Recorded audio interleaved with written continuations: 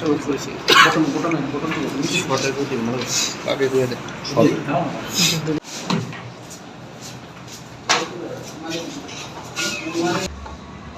आपको ये बता देना चाहते हैं प्रेस के माध्यम से कि आज तक पैरामिलिट्री फोर्स के तकरीबन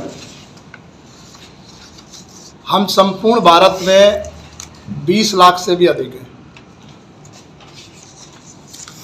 और बड़ी एक तरह से सरकार कोई भी रही हो, बीजेपी की सरकार अब आई है, सरकार से कुछ हद तक हमारी बातें हुई है। मैं भी गृह मंत्री से मिला हूँ, ये भी मिले हैं।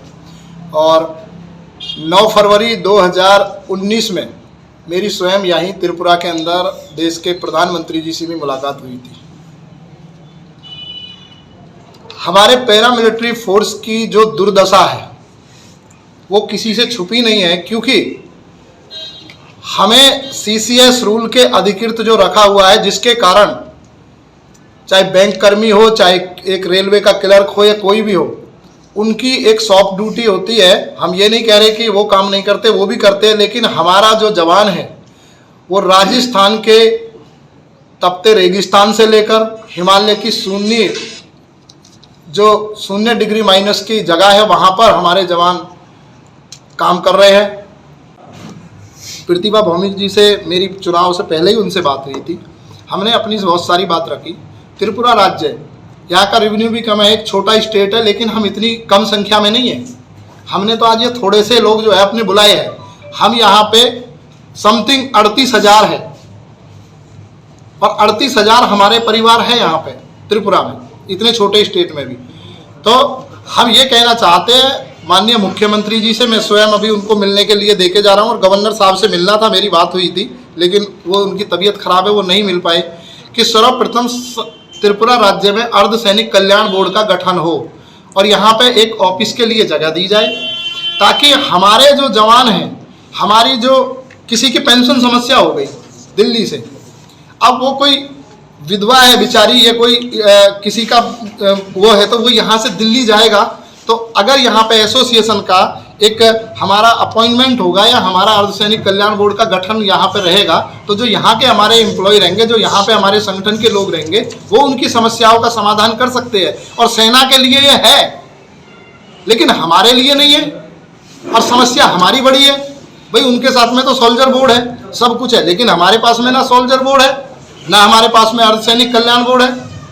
हरियाणा में और इसमें हिमाचल प्रदेश में गठित किया, लेकिन हमको सोल्जर बोर्ड सेना के साथ में रख दिया गया। हम स्वतंत्र भारत के अंदर में मैं जा रहा हूँ, इससे बाद में 13 नवंबर में उत्तर प्रदेश में हमारी जनसभा है।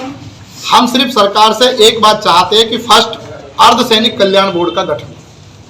कन्फेडरेशन ऑफ पैरामिलिट्री फोर्सेस की तरफ से त्रिपुरा वासी, भारतवासी और हमारा संवादित जो भाई लोग आए हो, सबको दीपावली का हार्दिक शुभकामनाएं।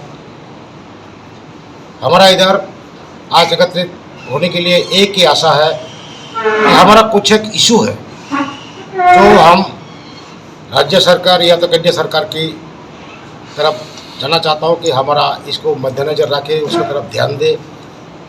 उसमें काफ़ी कुछ समस्या है, जैसे कि हमारा एक्स पैरामिलिट्री का कोई ऑफिस स्टेट लेवल में आज तक गठित नहीं किया गया।